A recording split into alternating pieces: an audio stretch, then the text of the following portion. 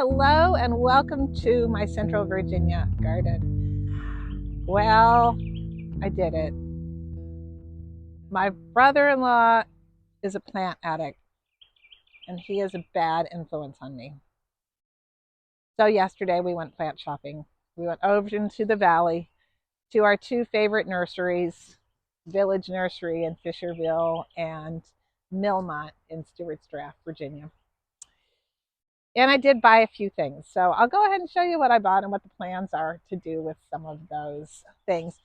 Mainly, I was after some more knockout roses for my rose alley, which I did accomplish. I got 4 more plants. It's not going to quite complete the alley, but it's going to come close. So next year, maybe I'll get 4 more or 3 more. And I bought a tree. Yeah, I did. And I bought some other plants as well. So let me show you. If you've been following me for a while, you know that one of the things I wanted to start was a rose, what I call a rose alley, on the exterior north side of my garden. And I did that last year. And I have some beautiful results. I mean, these are my the returnees. I pruned those earlier this spring, in early spring, and they are already set with beautiful buds, and it's going to come bursting forth. The sad thing is I had 4 plants in, and one was completely mowed down by probably voles, and this guy was also damaged badly by voles.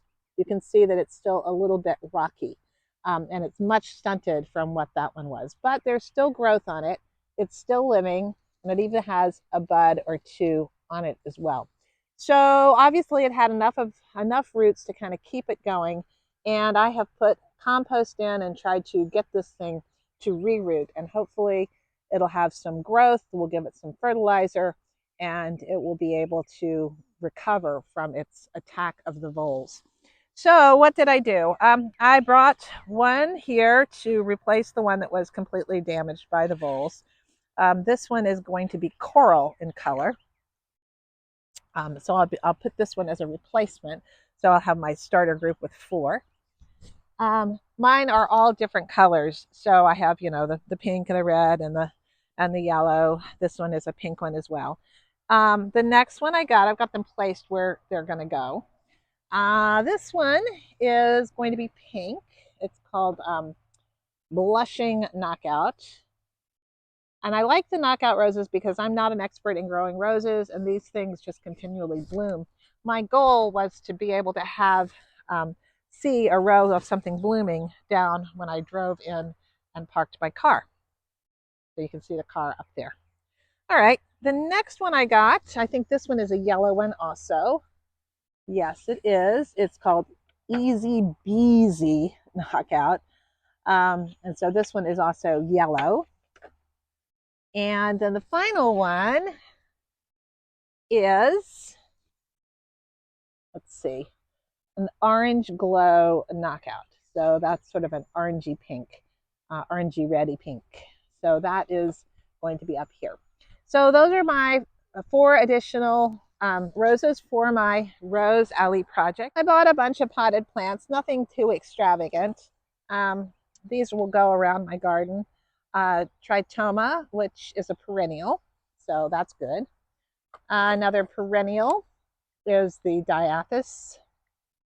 I have more perennial diathis, Sweet Williams. A couple of those. I really think these look super, super healthy. Things over in the valley just grow. This is a red valerian.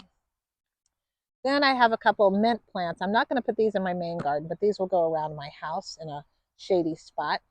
I always like to buy some lantana, and those are going to go up in various beds, one down here, and then I have coleus that I put in around a tree in the shade where one of my spring gardens has been.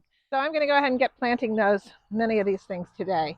My brother-in-law is going to come over and help me plant the bigger things because, I've got this broken wrist thing that makes it so I can't do too much with a shovel right now. Oh yeah, oh yeah, oh yeah. I got these mums. These are normally people buy mums in the fall, but these were just $4 a piece or $4.50 a piece, and they look super healthy. And put them in the ground now, and they'll get nice and big for the fall. So that is, and they're perennial. So, oh man, that's a good deal. I'm going to buy those. So they'll go in someplace, not sure where. You may or may not know that this house here in Virginia is the house that I grew up in, and it was actually purchased by my great grandmother back in the about 1890. Yes, a woman purchased this back in 1890. She was a force to be reckoned with, and she planted things. But since that time, and when she was alive, she died, I guess, in the 30s, I think, about 1936 or so. At that point, really this yard was just sort of a wild yard. When my parents came to the house, they were busy with their careers and their jobs, and they they didn't do much in terms of planting things around, just left the plantings that were there. So I have been really working to plant things, and all the things behind me that you see are things that I have put in the last 4 years since we came to be the custodians of this property. And I've been putting little gardens in here and there, and planting some trees and planting some shrubs, just to have bring a little bit new life and something to look forward to in the yard. So it's been kind of fun. So let me just show you the front yard and kind of show you the theory of the case, as they say.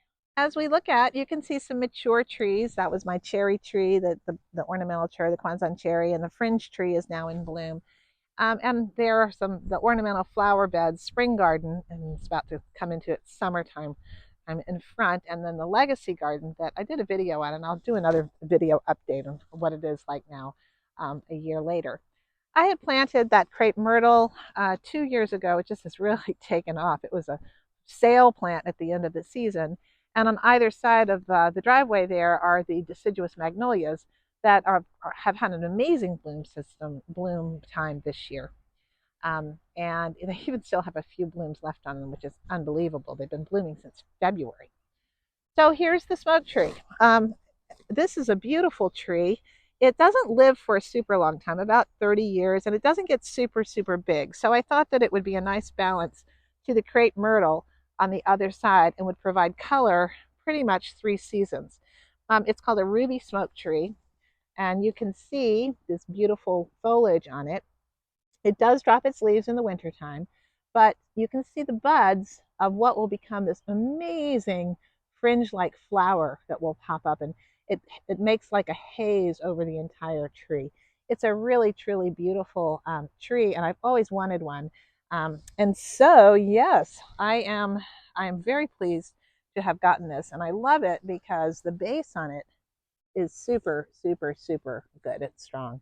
You can see the way it's growing. It's almost more like a shrub. It doesn't get super tall. It gets about maybe 20 to 30 feet tall, and it grows sort of in a rounded fashion, in a shrub-like fashion.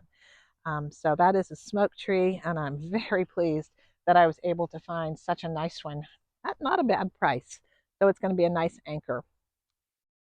So yes, things are blooming, things are taking off, the trees are leafing out, spring is here, time to plant.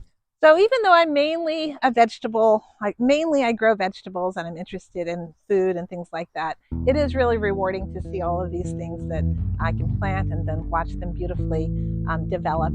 I'm not an expert at all in any of that, but I just wanted to show you kind of a little bit of the other side of what I'm doing with this in my various projects around the yard.